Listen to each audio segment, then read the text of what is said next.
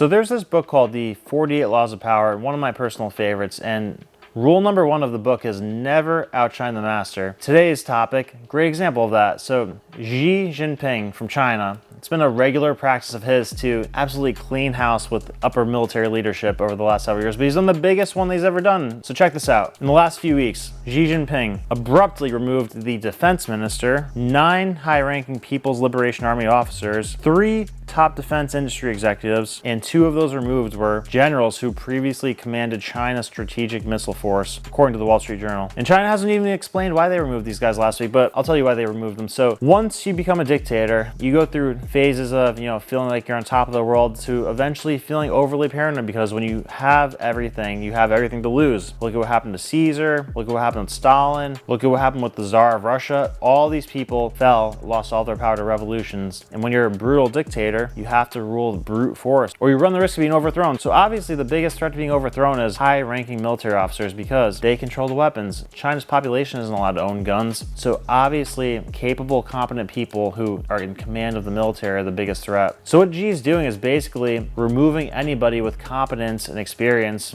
adequate enough to pose a threat to him in an election. Now this might buy him time in the sense of embedding himself into the dictator role, but it's definitely not good from a systematic operational standpoint. Imagine how difficult it is to run a country that has 1.3 billion people. I mean, even if you say you run a household, you run a business, anything, think about how difficult and taxing that could be. But he's overseeing 1.3 billion people, and he's trying to control the whole thing. From what a lot of people say, everything runs through Xi in China, even down to local governments. He tries to impose his will on what they do. So that's not in any way a sustainable way to run a country. Think about military, economy, agriculture, local police, local government, education. It's not humanly possible. And most of these people in leadership positions have seen what happened to their predecessor if they showed any capability, competence, or independent thought. So a lot of these people are just yes men, so just telling him what he wants to hear. So we have no idea what the actual state of the Chinese economy and military is. They're extremely closed off from the rest of the world, so we really have no idea what's going on there. We have no idea how bad it is, what the people actually think of Xi. You saw what happened though when he tried to tighten up the COVID mandates.